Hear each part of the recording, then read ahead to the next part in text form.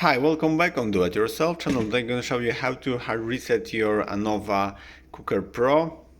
And this is the model which I have Wi-Fi, and we need to connect and pair to the new device. So first of all, you have to turn the plug on in your device.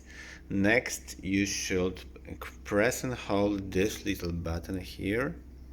Yes, this button for 5 seconds. So start. 1, 2, 3, 4, 5. That's it. Now your device is reset, and it's be prepared to pair with the new device with your phone or application.